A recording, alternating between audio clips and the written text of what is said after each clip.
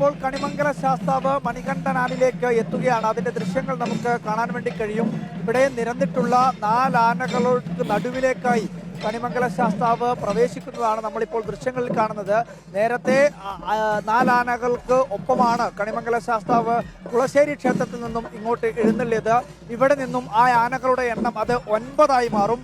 ചെമ്പടമേളത്തിന്റെ അകമ്പടിയോടുകൂടിയാണ് ഇവിടെ നിന്നും വലിയ ആവേശത്തോടുകൂടി കുളശ്ശേരി ക്ഷേത്രത്തിൽ നിന്നും വലിയ ആവേശത്തോടുകൂടി ഈ മണികണ്ഠനാലിലേക്ക് എത്തിയത്.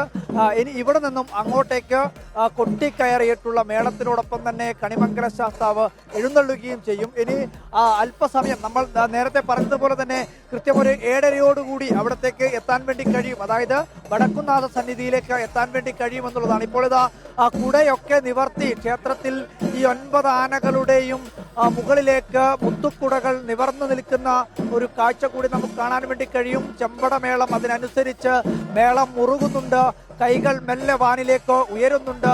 വർണ്ണപ്പകിട്ടിന്റെ ആചാരപ്പെരുമയുടെ ഒരു വിശ്വ മഹോത്സവത്തിന് തൃശ്ശൂരിൽ തുടക്കമാവുകയാണ്. 9 ആനകൾ നിരന്നു നിൽക്കുകയാണ്.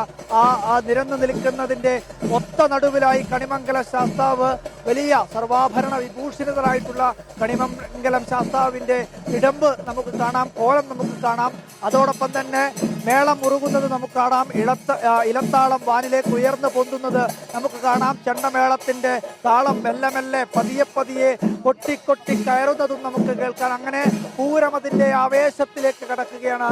വലിയ വിശ്വാസപ്പെരുമയുടെ ആചാരപ്പെരുമയുടെ വർണ്ണക്കാഴ്ചകളുടെ മേളപ്പെരുക്കത്തിന്റെയൊക്കെ വലിയ ഉത്സവം തന്നെയാണ് തൃശ്ശൂർ പൂരം എന്ന കാര്യത്തിൽ ആർക്കും സംശയമില്ല.